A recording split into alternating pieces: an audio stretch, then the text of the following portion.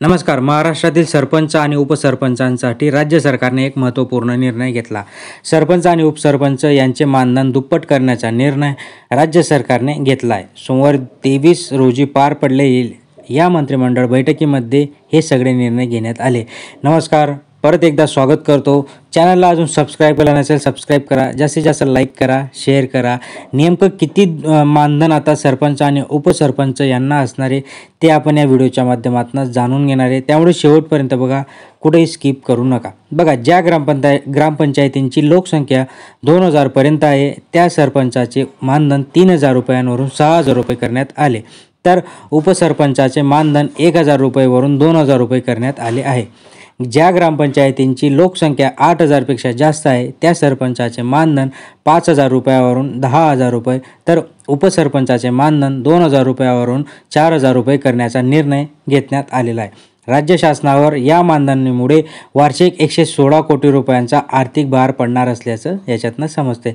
तर ग्रामसेवक व ग्रामविकास अधिकारी हे एकच पद असणार असल्याचं या बैठकीत राज्य मंत्रिमंडळाने ग्रामसेवक व ग्रामविकास अधिकारी हे एकच पद करण्यास देखील मान्यता देण्यात आली आहे.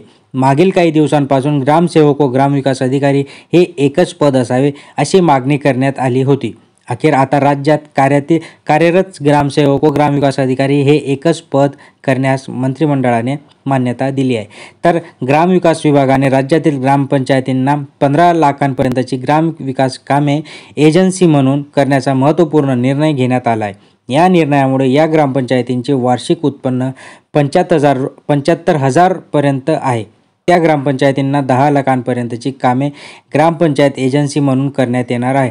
तसेच ज्या ग्रामपंचायतींचे वार्षिक उत्पन्न 75,000पेक्षा जास्त आहे त्या ग्रामपंचायतींना 15 लाखांपर्यंतची कामे ग्रामपंचायत एजन्सी म्हणून करू शकणार आहे. या निर्णयाची अंमलबजावणी करताना 10 लाखांवरील कामाकरिता ई-निविदा पद्धतीने अवलंब करणे मात्र अनिवार्य असणार आहे. सो ही महत्त्वाची माहिती होती. ग्रामविकास अधिकारी आणि ग्रामसेवक हे एकच पद झालं आणि सरपंचाचे जे मानधन आहे ते डबल करण्यात आलं आहे. अशाच महत्त्वपूर्ण माहितीसाठी सबस्क्राईब करून ठेवा, लाईक करा, शेजारी घंटीचं बटन देखील ऑन करा. धन्यवाद.